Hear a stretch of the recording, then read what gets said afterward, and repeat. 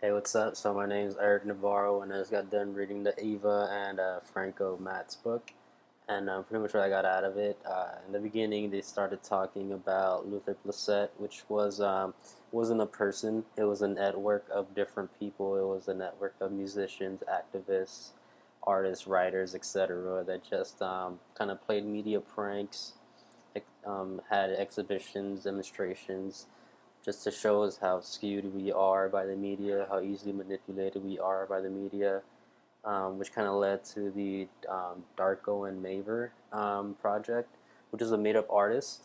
They kind of started off as just putting different websites depicting his life and his fake work, which was he put it as corpses and deformed animals and deformed animals and humans, which is pretty weird. Um, and then it started going into them putting out fake magazine articles and fake press releases, which then led to actual real articles. And then after that, the 48th Venice Biennale hosted a screening for his fake documentary, um, which kind of shows you that the media, I mean, we should all know this already, but the media isn't always right. It should kind of show you, what is real, what is fake, what is is the media telling us the truth? And a good example is in the beginning of the book, they talked about them doing the satanic ritual performing a fake satanic ritual with some meat and floppy disks. And then the journalists just kind of made up fake details. They didn't research on what they were kind of talking about, and they just made up fake details to make it more interesting and more readable, etc. So yeah, I don't shouldn't always trust what you read. And then, anyways, Evan Franco, he also stole small pieces, like fragments from famous art and from museums in the USA and Europe, and later claimed it as their own, which is very controversial. A lot of people don't like them for that. They say that they're not real artists; they just steal. They shouldn't be even claimed as artists, which is kind of true.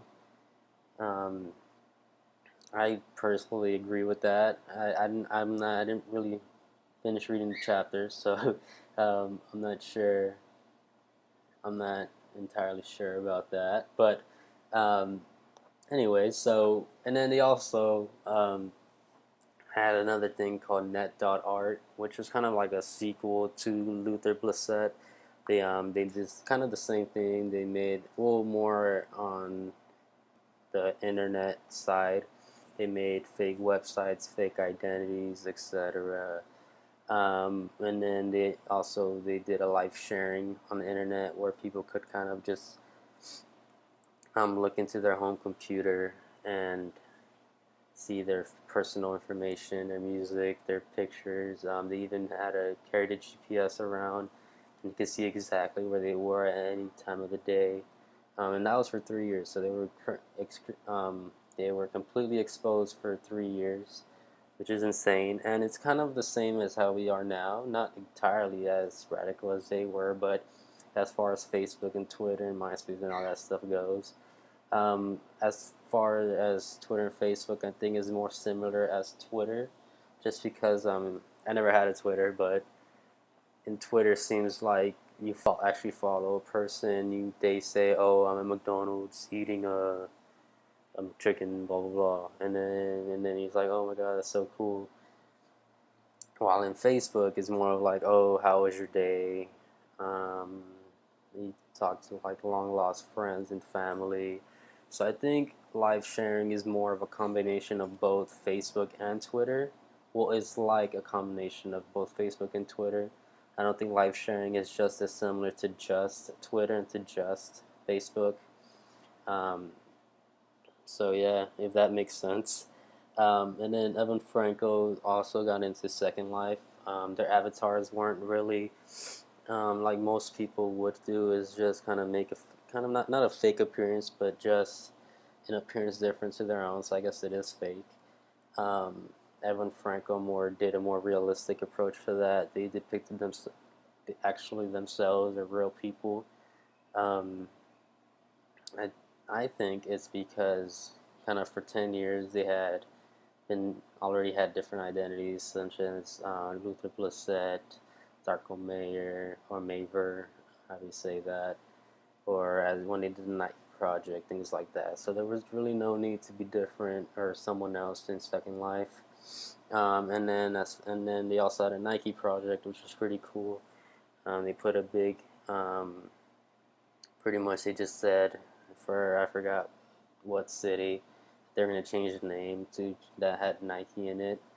And it really just shows us how deeply tied our society is with major corporations and how easily manipulated we are by them.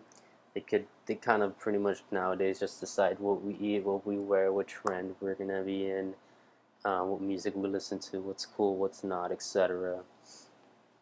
And we really, as far as Starbucks and the Starbucks in our library goes, I wouldn't want to see that name change, just because it makes it seem more as an advertisement for the Starbucks. It kind of seems like our school is selling out their library.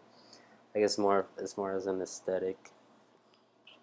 Um, yeah, I just wouldn't want to see the name change. I don't think it would change the intake of how many people go into Starbucks, just because we're gonna go in there for coffee and to read. It's not gonna change. You get me? If you either if you change the Starbucks library, Kelsey library, we're still gonna do the same thing in there. Nothing's gonna change. So I guess it's just kind of I just don't want it to. All right. So thank you.